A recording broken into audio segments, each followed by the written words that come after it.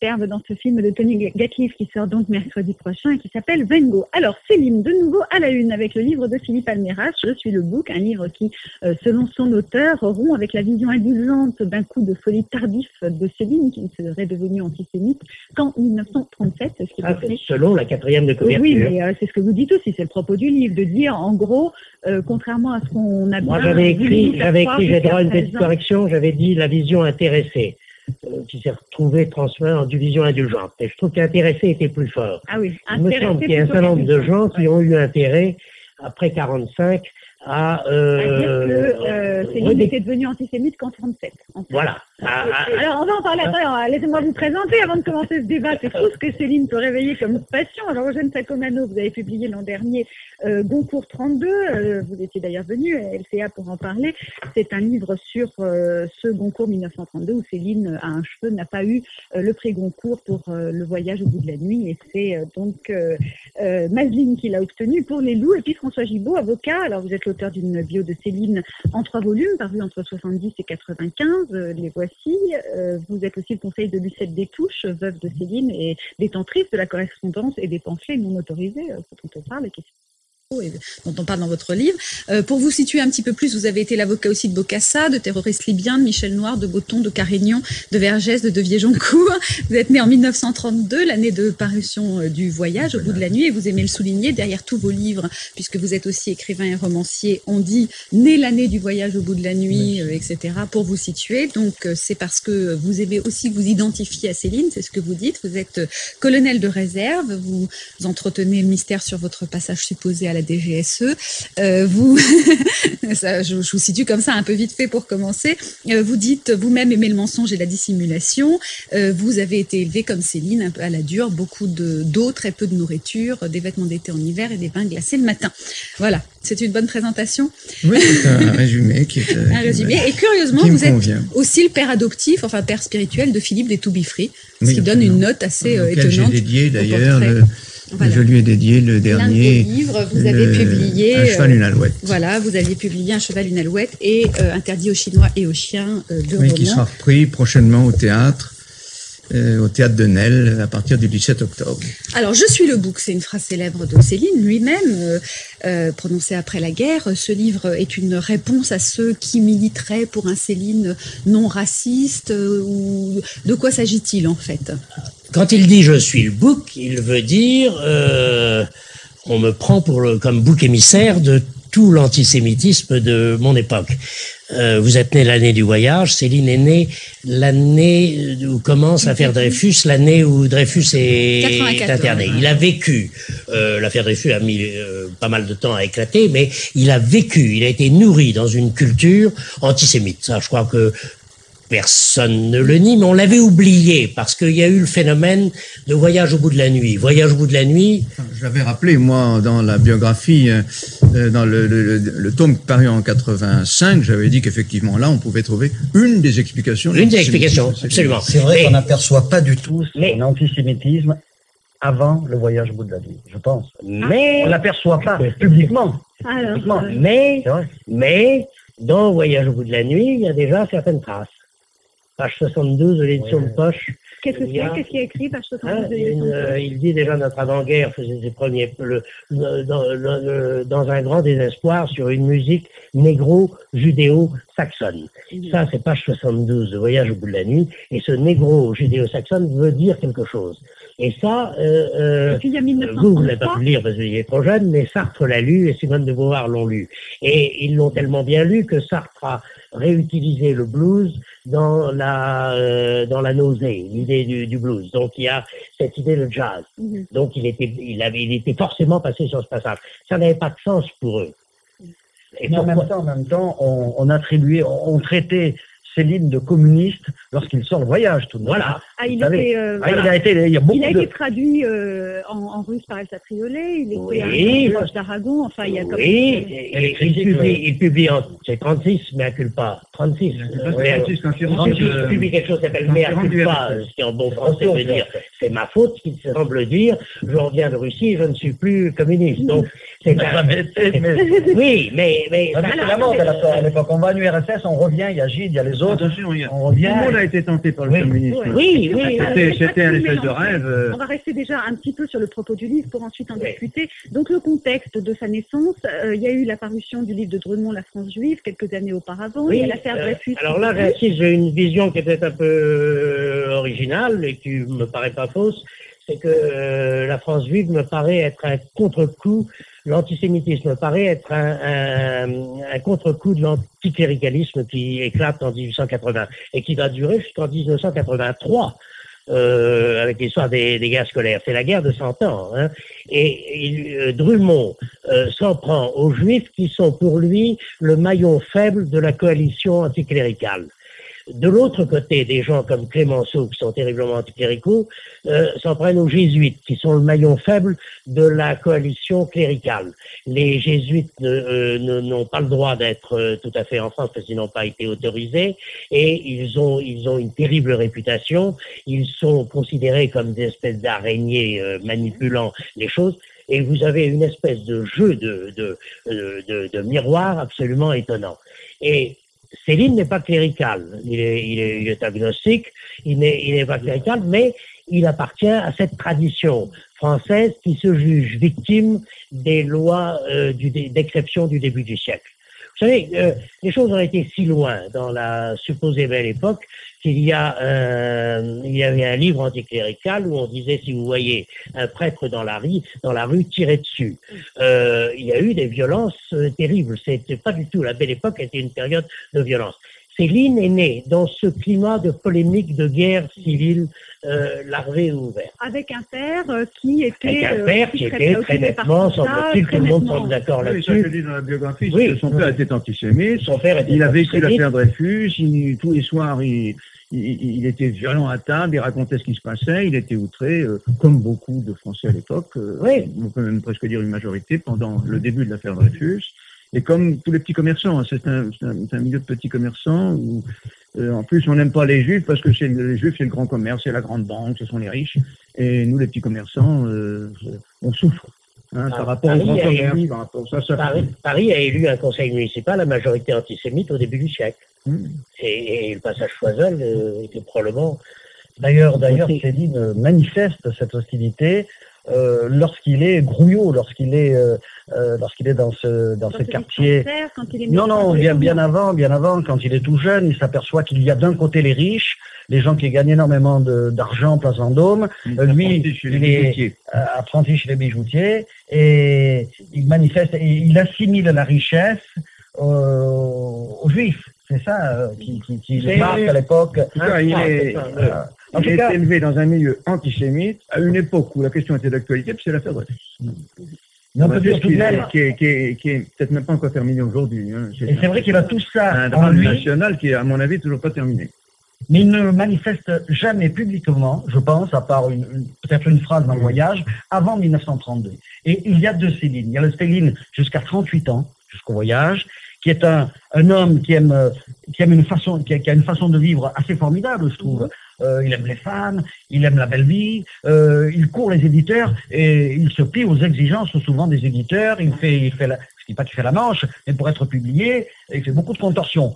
Et puis il y a le Céline, effectivement, d'après 32, qui change complètement avec le succès du voyage et là, progressivement, s'affirme, avec la sortie d'ailleurs, 6 mois après, de l'Église, parce que l'Église est furieusement antisémite. L'Église, c'est une pièce de théâtre avec un troisième acte très antisémite. Le troisième acte, le héros du troisième acte, ça se passe à Genève, et ça va disparaître dans Rien le bout de la nuit. Le héros s'appelle Judenweg, et ce qui veut dire en bon français le but juif.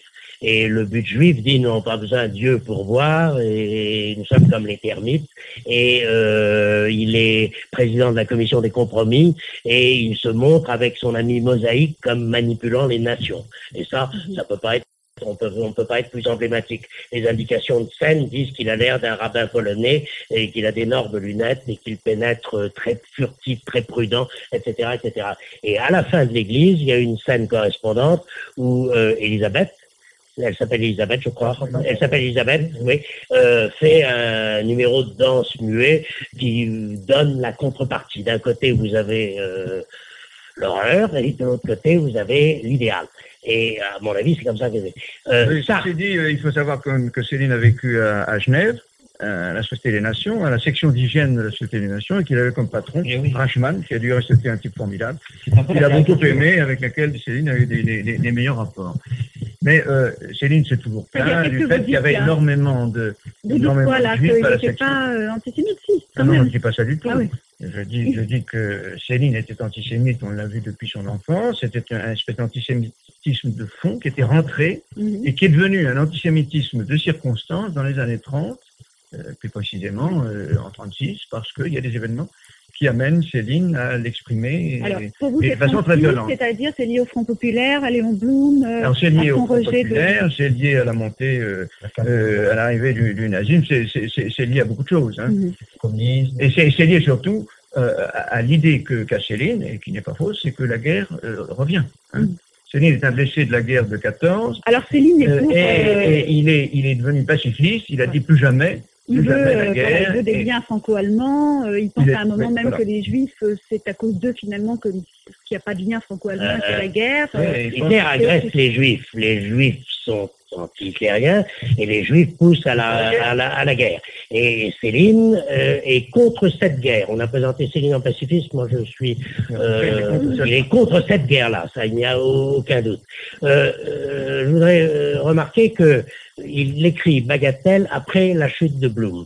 Ça paraît significatif. Ce qui est tout de même terrible, c'est qu'il y a le mot charnier. C'est à la fois épouvantable et prémonitoire. Il y a le mot charnier dans Bagatelle. Oui, dans Bagatelle, il y a le mot charnier. Je veux dire, il veut... Utiliser comment? Utiliser dans une phrase où bon, alors c'est vrai que c'est du délire, mais le mot existe, il est là. Alors, mais qu'est-ce que c'est? Ça vient dire non, quoi? Ça vient dans tous les juifs doivent être jetés dans des charniers, etc. Bon. Il écrit d'ailleurs... c'est 46. Il demande son ami Gugus, je ne sais plus comment il s'appelle, le médecin, le docteur Gutmann, lui dit qu'est-ce que tu veux en faire? Il dit je les renverrai dans les Palestines. Ça c'est très tendre.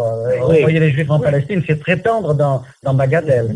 Alors, dans Bagatelle, il y a des trucs pas le souvenir du mot charnier. On peut absolument vous l'avez, Bagatelle? On me l'a même volé, j'ai été obligé d'en racheter un récemment. En 41, il écrit « Si nous étions solidaires, l'antisémitisme déferlerait tout seul à travers la France, tout se passerait instinctivement dans le calme, le juif se retrouverait évincé, éliminé, un beau matin comme un caca ».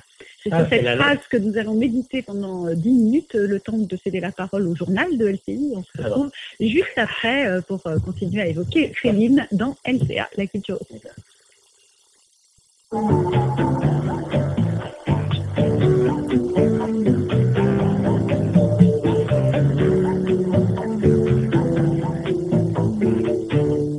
Je suis le book Céline et l'antisémitisme. Cet essai publié chez De Noël par Philippe Almeras relance le débat sur Céline. Enfin, s'il était vraiment besoin de le relancer, parce que finalement, il n'a jamais cessé ce débat sur Céline. Il se réalimente seul. Et pour en parler, donc, j'ai invité Eugène Sacomano, qui a publié l'an dernier un livre sur le prix Goncourt, Goncourt 32, qui avait donc été donné à Masseline en dépit de la présentation du livre de Céline, donc Voyage au bout de la nuit, qui pourrait, on en est tous d'accord, je crois, mérité quand même, ça, la qualité de l'écriture de Céline, je crois qu'on n'en discute plus aujourd'hui. Et François Gibault, donc, qui a écrit plusieurs biographies de Céline et des romans, et qui s'identifie un peu, je le disais tout à l'heure, à Céline, puisque vous rappelez assez régulièrement que vous êtes né l'année de la parution du Voyage au bout de la nuit. Alors, l'antisémitisme de Céline, vous en parlez dans ce livre. En gros, ce que vous dites, c'est qu'il ne date pas de 1937, il ne date pas ni de 36 du Front populaire, ni de 37 l'apparition de Bagatelle, le livre de Céline, ni de 32, comme Eugène Sacomano a l'air un petit peu de le dire, avec la frustration due à son échec au Goncourt. Pour vous, il a toujours été antisémite, il est né dans un bain d'antisémitisme, il est né au moment de l'affaire Dreyfus, et finalement, il est antisémite comme on l'était à cette époque, c'est-à-dire il est finalement le témoin de l'époque, de ce côté-là. Oui, moi, il me semble que son antisémitisme épouse celui du temps et les humeurs du temps, comme le sismographe, les tremblements du sol. Après, il y a une période très fortement antisémite au début du siècle, qui, encore une fois, c'est la bataille anticléricale, antisémite, tout ça est mêlé, mélangé.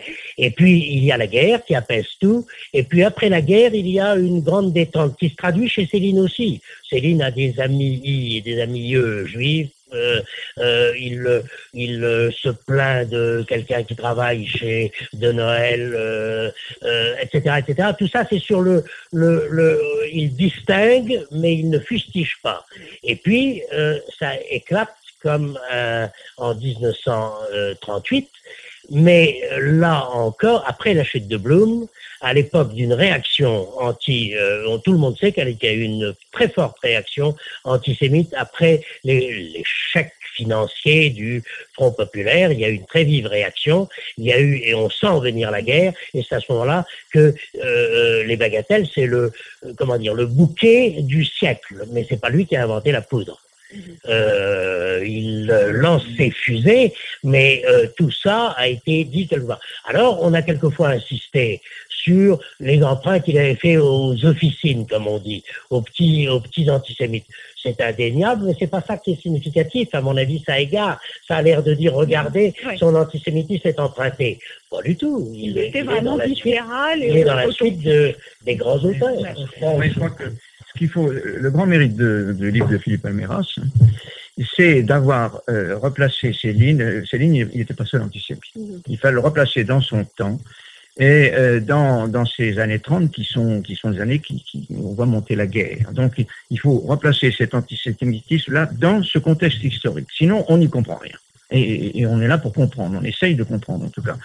Et Céline voyait monter la guerre. Il a dit, moi, j'ai fait la première guerre pour l'Alsace-Lorraine, je ne ferai pas la seconde pour les Juifs. Voilà, en gros, le principe. Et puis, ce qui est important dans le livre de Philippe Alméras, ce que j'avais fait aussi, moi, dans la biographie, mais moins développé, c'est de replacer Céline par rapport à d'autres intellectuels, et non des moindres, de l'époque. Je pense à Bernanos, par exemple, qui a écrit tout de même une biographie de Drummond.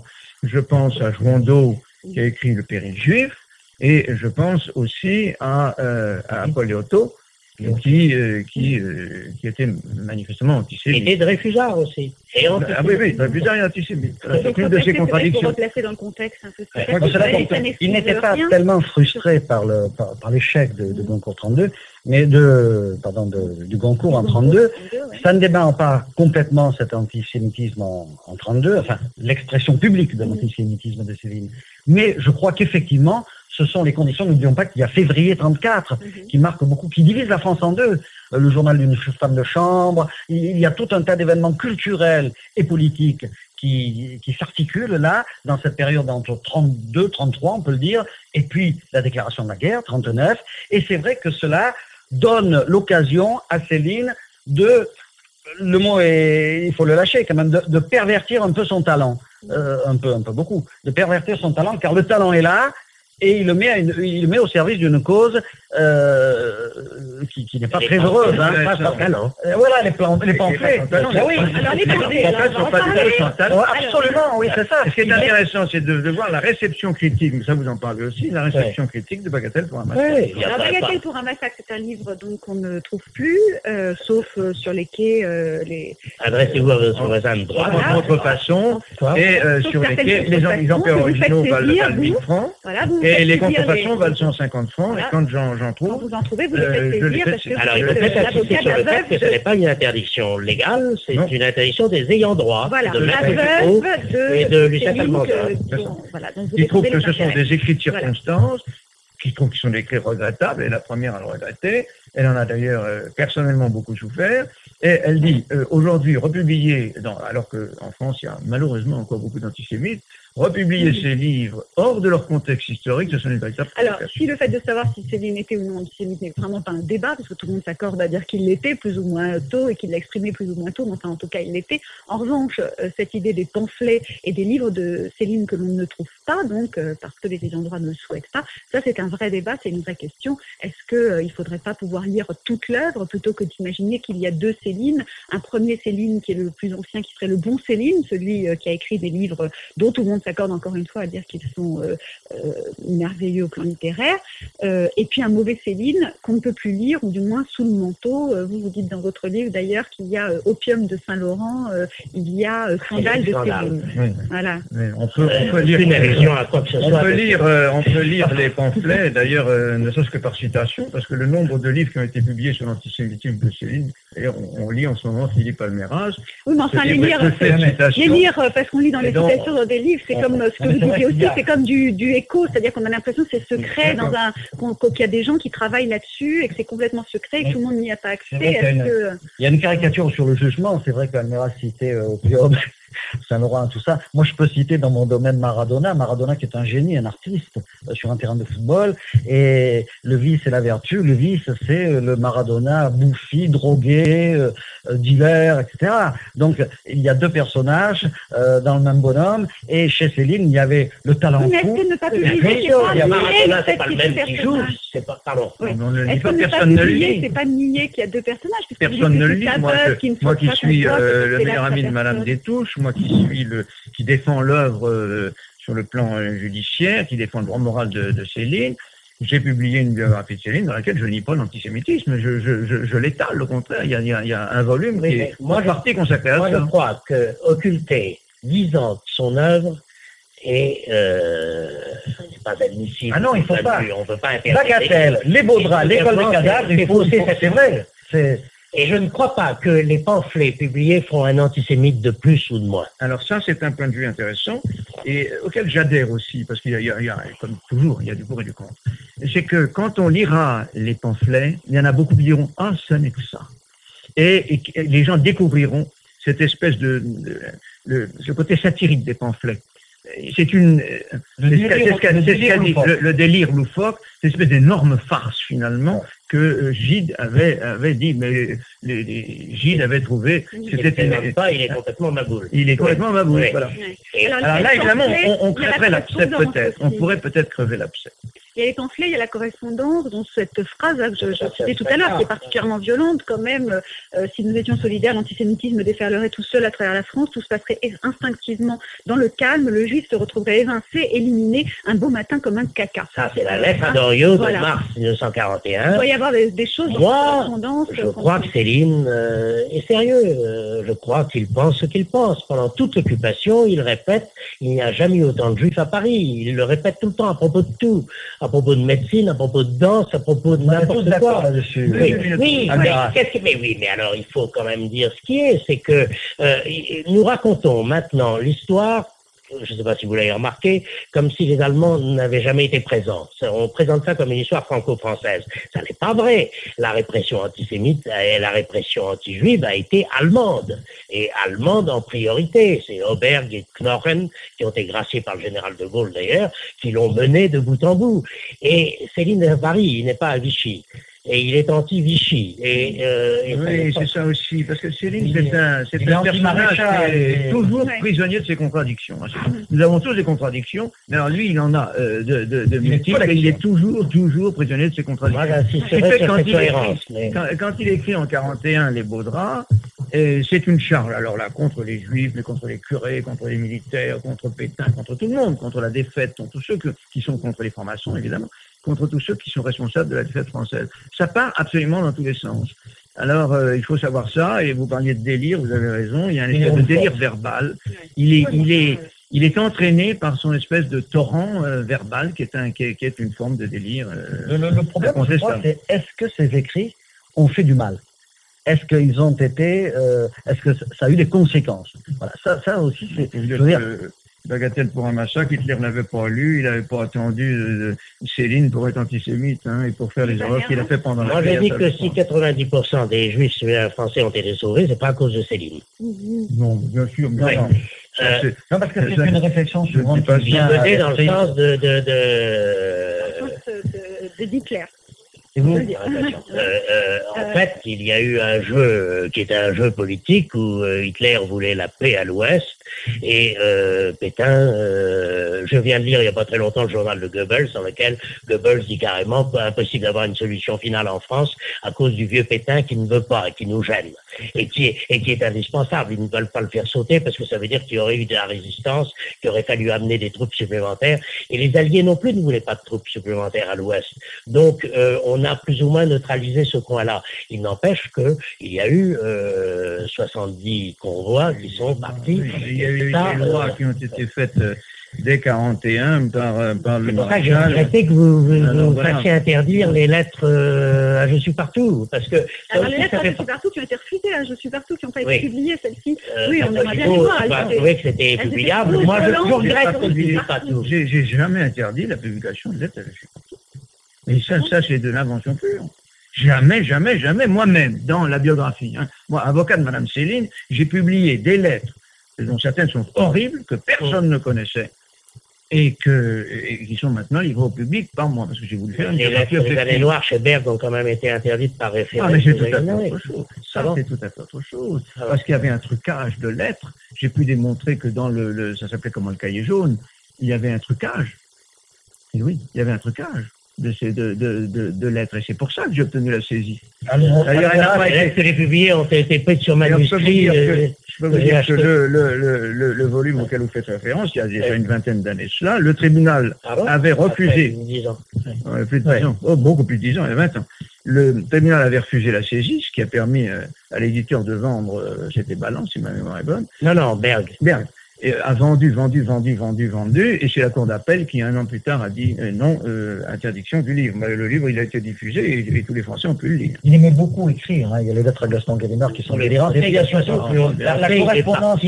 On parlait des contradictions folles de Céline. Moi, j'ai bien connu Lucien Combel, qui a travaillé longtemps à Europe 1, et Lucien Combel, qui a été Lulu, qui a bien connu Céline. J'en aurais été responsable et je vois pas comment j'aurais pu truquer des lettres que j'ai transcrites sur manuscrit. Je comprends peut-être qu'il y a eu plusieurs saisies qu'on a Ce opérées. qui m'étonne, c'est que vous avez d'abord publications accepté la publication, vous deviez faire une préface, et puis vous avez refusé, C'était puis des vous avez publications. accepté, puis vous avez refusé. C'était des publications pirates, c'est-à-dire des publications Mais d'inédits non, sans vous l'accord avez de demandé la l'auteur. permission. Sans l'accord de l'auteur. Vous n'aviez jamais eu un accord écrit de l'auteur. Donc, dans ces conditions, Bah, il est l'auteur, normal que Madame Détouche l'auteur. défende ses droits. Et Madame Détouche, elle est ayant droit de Céline. Elle a le droit d'interdire. Alors, Oui, mais Madame Détouche exerce ce droit depuis Madame 50 Détouche, ans. elle vit et- très bien apparemment avec effectivement les droits d'auteur de Céline. Qu'est-ce qui s'est passé à la Libération? Pourquoi est-ce que on n'a pas saisi par exemple ses droits d'auteur, ou pourquoi est-ce Mais qu'il n'a pas pourquoi été est-ce qu'on l'aurait saisi fusillé comme des auteurs Pourquoi comme il faut savoir, alors, Robaté? c'est intéressant, Ouais, votre question. non, mais c'est une Il y a eu question. un procès de Céline. Bon. Pour collaboration. Il était au Danemark, il n'a pas pu se défendre, il était jugé par défaut, par la Cour de justice, en 51, en 50. Et en 50, on l'a condamné à 1 an d'emprisonnement. C'est-à-dire moins qu'il n'avait fait déjà au Danemark à titre préventif. Donc on l'a condamné à 1 an d'emprisonnement, puis après il a fait opposition, ça a été confirmé, et il a été déclaré amnistié, il a pu rentrer en France. Mais il avait encore le droit de vivre, et ayant purgé sa peine, et comme beaucoup d'autres, de vivre en France, comme beaucoup d'autres gens qui ont été condamnés par les cours de justice. Il avait le droit d'avoir de l'argent, de traiter ses affaires avec Gallimard et de vendre ses livres, d'ailleurs, qu'il vendait fort mal. Jusqu'à d'un château en 57, il va très très mal. Non. Maître, est-il vrai que vraiment Gallimard était une source inépuisable pour Céline, qui manquait toujours d'argent? Céline a eu des rapports conflictuels avec tous ses éditeurs. Avec De Noël, c'était la même chose. Toujours des questions d'argent. Et avec Gallimard, ça a été la même chose, avec cette correspondance à laquelle vous faisiez référence, qui a été publiée récemment à l'NRF. Enfin, Céline n'était pas, comme le croyait Le Vigan, dans une misère profonde. Mais je ne l'ai pas écrit dans la biographie. Oui. J'ai essayé. Le Vigan, lui, Je ne veux pas faire juger le condamné. au fin fond de l'Argentine. Je voudrais qu'on publie tout.